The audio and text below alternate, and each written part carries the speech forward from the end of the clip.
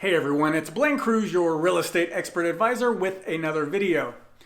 So you've been out looking for the perfect home and you finally found it. Now you're wondering how much should you offer on the home you fell in love with. The offer written up on a sales contract is the first formal communication that leads to the final deal and eventually a closing where it'll be time for you to take ownership of the property. The contract agreement between a buyer and seller combines financial details with overall efforts of both parties geared towards reaching an agreement and working on the steps towards the closing itself. Over the last 5 years, generally speaking, it's been a seller's market, which means home buyers are at a bit of a disadvantage as they compete with other buyers for a limited supply of homes that get snapped up quickly from the market. With things happening at breakneck speed, putting together an offer that will be acceptable to a seller is not just about the price that will make the seller say yes, but also about squeezing out other potential buyers as well. You want your offer to the seller to be as easy as possible to review, negotiate, and accept. Specifically, the price, terms, and conditions should all make sense and be as acceptable as possible on your initial offer. Making an offer on a house isn't just about telling the seller how much you're willing to pay. You must prove to the seller that you can afford the amount you're offering, determine a closing date that works for the seller and you, explain how you'll handle the closing costs on your end or ask them to pay closing costs, and what you want the seller to do, if anything, leading up to closing. In submitting an offer, you'll need to put down earnest money to show the seller that you're serious about buying the home. Now, the more earnest money you put down, the more peace of mind the seller will have when it comes to your offer. The dollar amount varies and is something that can be negotiated. With that said, the first thing you need to do is to find a home you love and make sure it's within your budget. Having a great agent to help you with that is probably going to be the best way to make that happen. From there, here's what you're going to need to know. Time kills deals.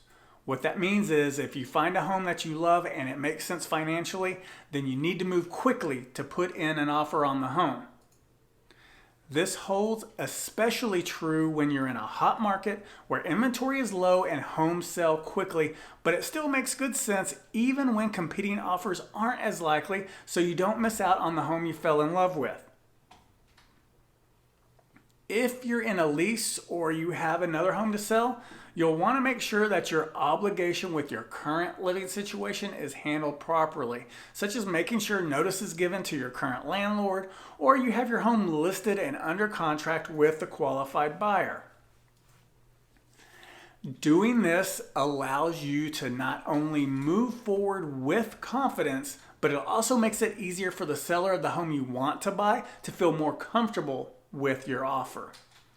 The fewer the strings attached with your offer, the better your offer looks to the seller with whom you're looking to negotiate. There's a lot of work that needs to go into putting the right price on your offer to buy a home.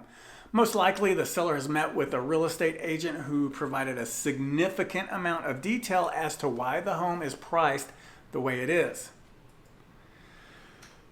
When you're ready to make an offer, your real estate agent will be able to sit with you and review the sales history of comparable properties in the area to help determine the home's approximate value versus what else has sold in the market.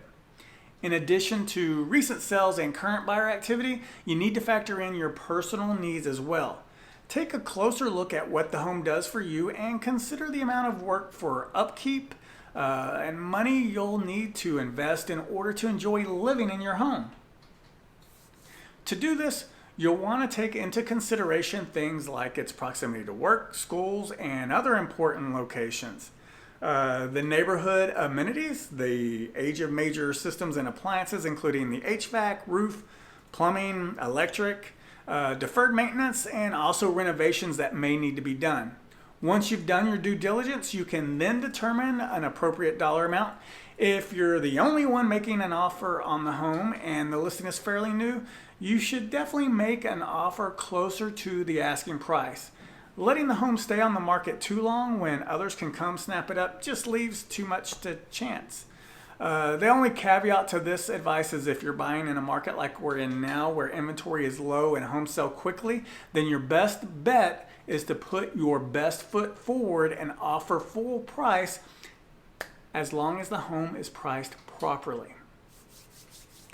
If you're the only one making an offer on the home and the listing is older, you can start your negotiations by offering quite a bit less than an asking price. Again though, time kills deals, and you have to realize that the longer you let the home stay on the market, the higher the chance that another offer can come in, put you in a competitive situation, and require you to pay more for the home. If you're in a competitive situation from the start, you may have to at least put in a full price offer with minimal contingencies or requirements of the seller. There's a very good possibility that you may even have to pay over asking price in a competitive situation just to give yourself the best chance to secure the home. Your agent will advise you what that best strategy is in situations like this. Now remember, the offer is not just about the price you're willing to pay. It's also about all the aspects of the offer like financing, contingencies, closing date, etc. Be sure to consult with your real estate agent to put together the absolute best offer you can. Putting an offer together on a home can be exciting and scary all at the same time. The key is to remove emotions from the process as much as you can so you submit an offer that makes sense to you and the seller in the process. Be sure to work with an agent who knows what they're doing and can help you create an offer that has a high likelihood of getting accepted. If you're considering buying or selling, I would love the opportunity to talk with you about what my team and I could do for you. Just feel free to reach out. You can find all my contact information on my digital business card at www.blainecruse.pro. There you can also find links to important information and resources. Thanks for watching, and remember, Blaine Cruse, extraordinary comes standard.